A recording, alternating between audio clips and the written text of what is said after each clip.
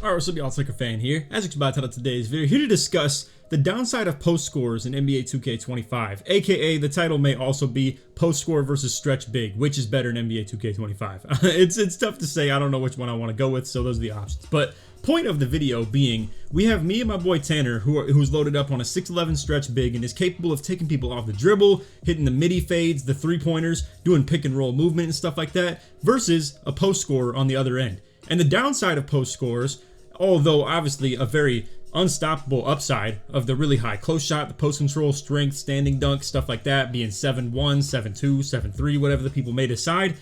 The downside, on the contrary, is that you're very lacking the mobility on defense and the ability to contest shots on the perimeter. So whether that is in rec and, comp 5v5 pro-am, stuff like that, you being super tall is a little bit of a liability in terms of guarding other stretch bigs or being in the pick and roll hedge defense where you have to help your teammate when he's getting hit with screens. And a lot of people disregard that when they make post scores because obviously they don't care about the speed, they don't care about the primity, they don't care about the defensive versatility. They are fully bought in to the offensive output of what the build can provide. And in which case, you can see he actually even does have some defense here with 97 block. And it's like meant to be a rim protector, sure. But the problem actually exists even in the NBA with dudes like Gobert and those super tall drop defense bigs that aren't really meant to come up and help anything on defense at all. So what you're going to see in today's video is me on my 6'9", switching on to the big. And here's the deal, right? When you're having the discussion of stretch big versus post scorer, more often than not, neither of them can really guard each other very well. It's not very often that a stretch big can guard the post scorer very well because if you have the minimum wingspan and stuff like that, it's more likely than not that your interior defense might be low and your block might be low. It actually doesn't have to coexist like that, but that's just the odds are when you make a small wingspan, pure stretch type build that can do this type of stuff you're going to see Tanner do, it's not likely that you have a super high interior defense and block to counter the post scores. Now, it's much more possible than making a post scorer who can actually keep up with someone like Tanner. So, point being, you can see he doesn't want anything to do with being on the perimeter. Our lineup is built to stop and more so counter post scores where I'm at the 1 with a glass cleaner, if you will, like a 6'9" undersized big man. And then we have Tanner at the 2 with his stretch big. So in a lot of cases, we're going to try and resist the matchup switches, though they didn't really execute it very well in that instance. The point is we're trying to keep the matchup switches away and allow Tanner to just go at the big man and me crash rebound on their point guard. Now, again, that kind of varies because we actually did pretty poor at executing the lack of being able to switch for them. So what we want to do is keep Tanner away. You guys have seen this over and over again if you've seen us play 2v2 this year. And you can see there will be some cases where he almost misses, obviously. But point being, you can see the center wants nothing to do with guarding the perimeter. What he's trying to do actually is switch over to me and have his teammate switch to Tanner. But the point is, when we keep him away on that inbound, it's tough, man. It's really impossible for this guy, quite literally, to get from the top over to the corner because he has to wait for the ball to be inbound on the pass. And when you have a lack of steal rating on that guy at the 2 right here with the post score, you can't really stay in the lanes very reliably, and it makes it way less scary for me to throw these passes to the corner because he's not going to be as much of a problem in the lanes. So you can see some teams just do exactly this, the dare him to shoot method, where he comes down and crashes the rebound. And that's quite the strategy, to be honest with you. It's actually probably the best chance they have of getting a stop on us. Because this right here, where Tanner gets into the wide open middies and stuff like that, absolutely killer offense for us. And for that matter, too, the big even still double crashes the rebound because he's just hoping he's going to miss because he realizes that his guard needs help on the rebound. And even if the guard were more capable of a rebounder, I obviously still have a 96 O board on the build. So it's going to be a tough time for him regardless. So in this case, you can see the game plan is just to shot chuck on the big, force him to step, and make it tough for him to, get away with playing so low. Now, you can see they do get away with it in that regard, but we're coming back on the defensive end. We're lucky that he misses. I will say that much as well. Obviously, the gameplay should be taken with a little bit of grain of salt because the dude just missed a wide open layup with, the shot timing on and then ended up just having his teammate miss an open shot too. But right here, you can see the lack of ability to play pick and roll defense help, or more so comfortability, I should maybe say in some cases. People realistically should be playing a little bit more help D than just this right here, make them think a little bit, but a lot of people, whether you guys see it in the rec, you see it in the, 5v5 Pro-Am, you see it on Park and stuff like that, especially 2s, people get away with this sometimes, because it's either the dudes can't shoot very good, and chances are, if you're going to play a game where you're trying to go with the post-ups, if we don't even have to talk about the post-fade close cheese or anything like that, but chances are when you're relying on the post game it's going to be a lot more efficient than anything Tanner could be doing as far as the mid-range shot creating and the three-pointer and stuff like that, especially when on a big, taller, like stretch big, if you will. So right there, you can see just a double defense kind of paint drop on me where center can't keep up with him. Guard ends up playing low on the paint defense and makes it hard for me to end up actually getting some bucket right there. Now, this time, you're going to see I'm standing still because this guy wants to switch instantly. Now, this is poorly executed in my opinion. I think the best way to go about this is to stay in the lane and then potentially, you know, still swing over to Tanner if he really wanted to get the switch off. In this case, I have a free take to the basket and I know I'm just racing this guy right here. And again, that's one of the downsides and deficiencies of the post score is their lack of speed and ability to be, you know, versatile on the defense. And in this case right here, what I'm reading out is I'm reading this defender to make sure that he doesn't stay low. And if he doesn't stay low and I see him kind of release right here, then I know that it's just between me and the center. And the center, in this case the post score, is way too slow. 7-1 is not going to be able to compete when I have an easy standing stationary target right there that I can just instantly run down and get the dunk on. So not only is he getting exposed in the pick and roll defense and stuff like that, but he's also getting exposed just in not being fast enough to get down to me on the paint defense. So I know this lineup is not something a lot of you guys will consistently run, but a lot of these, you know, principles can still be taken where they really do not want to guard the perimeter, and you could take advantage of that in a lot of cases as long as you're setting good enough screens. And that's why a lot of post scorers obviously pair themselves with a lockdown. That's why a lot of stretch bigs should pair themselves with someone that's doing a lot of stuff like me, in my opinion, as well. You can make the counter argument both ways. Tanner didn't take the wide open shot right there. Not exactly sure why, but as you can see, the whole point being, once again, the back end doesn't want to step, so the lock's on an island the entire game. Same thing applies to you if you're a point guard out there. That's like a true, real point guard, and you're playing with a center. In this case, it's the exact same thing. It's literally just reverse roles, pretty much, where the point guard would be at the 1 and I'd be at the 2. But either way, point being, he doesn't want to step. He's just truly feet planted for the rebound, and it doesn't pay off. So Tanner ends up going 9 for 12. And I got a couple offensive rebounds off of his misses too. I think they only got the ball back one time because they actually started with the ball technically too. In proving grounds, if you're wearing white, that means you got the ball first as well, in case you didn't know. But anyway, yeah, I mean, as you can see, Tanner, 100% from 3, 75 from field goal, 9 for 12 total. I obviously had that one bucket of getting from the hash to the paint, and obviously executed that pretty well. And yeah, this is a nasty lineup to counter the post scores, man. It is really, really tough.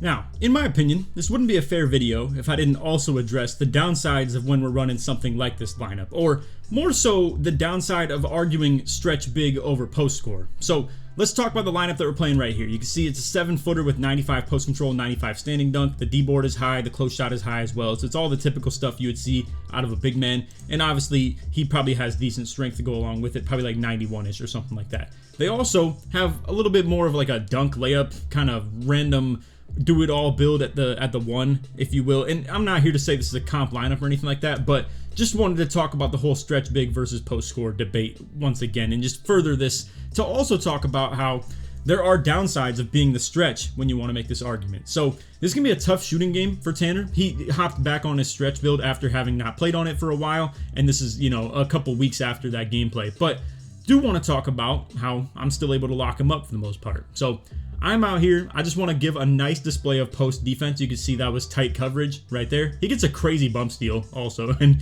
I think that was pretty wild. But either way, we're down there. He gets another yellow to go on the driving lane, but it is what it is. Anyway, point being, this is kind of showing the negative sides of both the builds. So this guy, he's onto it early. He wants to just take advantage of this matchup and understands that I'm switching, so he tried to seal him in early, and Tanner's still able to get the block. Now, he's going to come off the screen, green it right there, and I have the half brick wall on and everything like that, so it's obviously still another point of our debate of how the footers just can't keep up and stuff like that, and it's going to be tough matchups for him.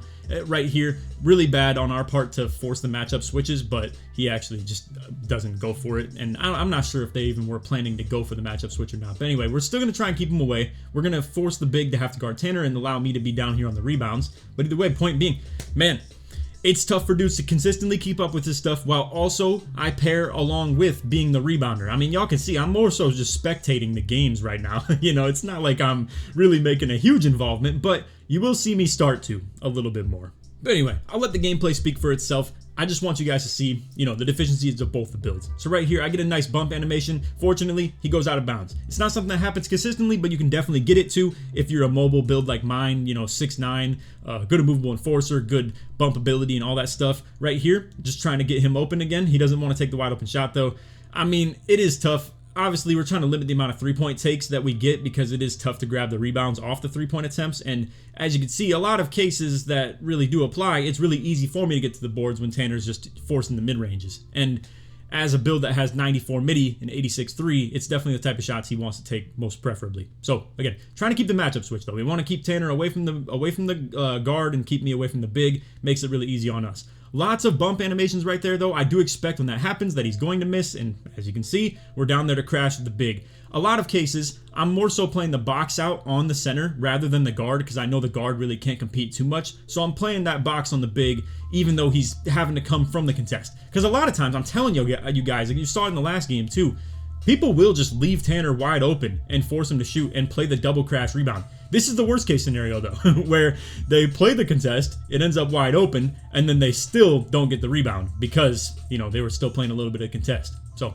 right here, again, I'm trying to play the board with the big. We're just letting Tanner outrun the guard, outrun the lock, whatever you want to call him, and I'm just able to sit down there for the rebounds. And even though they have the inside big able to switch on me, it's still not the easiest rebound for him by any means. And in these cases, we're going to manipulate the inbound so hard that he wouldn't really be able to even make the switch if he tried. I get the bump, and I know this looks like the lockdown gets the bump, but I'm more actually just keeping this guy stuck on me no matter what. And I'm just able to chuck this pass to him because he's dropping so low. So even though the big man was trying to switch down to me, the guard's not able to. So it's just a wide open shot. And now he ends up trying to run out again. If Tanner were to miss that, I'm down there for the rebound, but he's able to get that to go. So I don't know, man. Whichever way you slice it, it is hard to guard the type of lineup that we have when you have a big build on the court.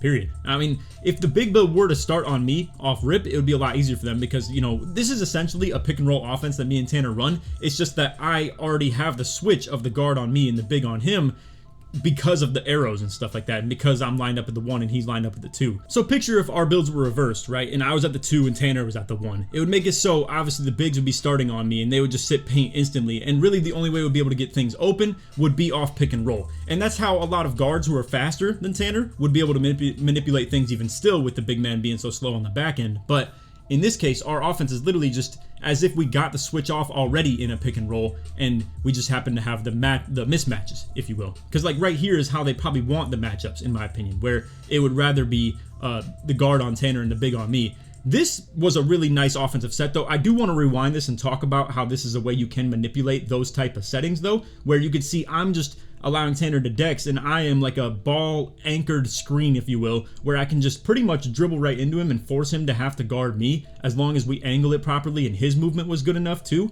And then the big man's gonna have to step to this, and he doesn't. Well, does, but so much to the point where he's not gonna get the rebound again. And I would like to argue that I probably could have got that regardless if he stepped or not, because there will be cases where I'm able to just kind of fly in and get it instead. Right here, you can see we're not overreacting to it. Boom, nasty block, because we're able to understand that he was going to get a pass back. And I mean, again, I understand it's not the most comp post scorer playing right here, but it still is a good example of both sides, struggling against each other. So right here, grabbing that box out, we're able to get the rebound off that too, and now I have to see the future. So it's all over at this point. I mean, I don't think Tanner misses this because I'm pretty sure I ended the game with not too many rebounds. Okay, well, one more miss. And as you can see, the big tries to get down for it, still can't, and we're able to generate another offensive bucket where Tanner takes 20 shots and makes only 9 of them. However, I want to talk about how the efficiency of our lineup synergy allowed me to get a lot of rebounds off any misses that he has, whereas if you miss as a post scorer or turn the ball over, whatever the case may be, it's tough to get the ball back in most cases, unless you're playing like an outside post scorer, and in which case that's like the same thing as what we're doing, sort of, where maybe you have someone post fading or something like that, doing post hops, etc., while someone crashes the rebound. It's a little bit more toxic, especially if you're doing the close fade cheese. That is a whole different story, obviously, that our lineup can't even amount to as far as being that toxic, but it's still smart ball, if you ask me. And it is a little bit cheesy and a little bit toxic, for sure, for me to have a build that lines up at the 1 and Tanner at the 2. I'm all for a world where 2K would allow you to just pick what matchup you start on, and that's, understood. It would make the game a lot more simple. It would make the defense a lot less cheesy, if you will. Or I should say it would make defense a lot more playable, and you don't have to deal with the cheese, because this is the whole game plan for us, you know, is the fact that I'm at the 1 and he's at the 2. And that's the whole point of us making the builds. I have a smaller glass cleaner that's still a slasher, but obviously I don't really get to do that much on here because what's an inefficient 2, dunk meter compared to just chucking shots from him and I just crash rebounds. And if the guard's on me, why would I try and attack his lack of interior defense when I could just attack his lack of rebounding,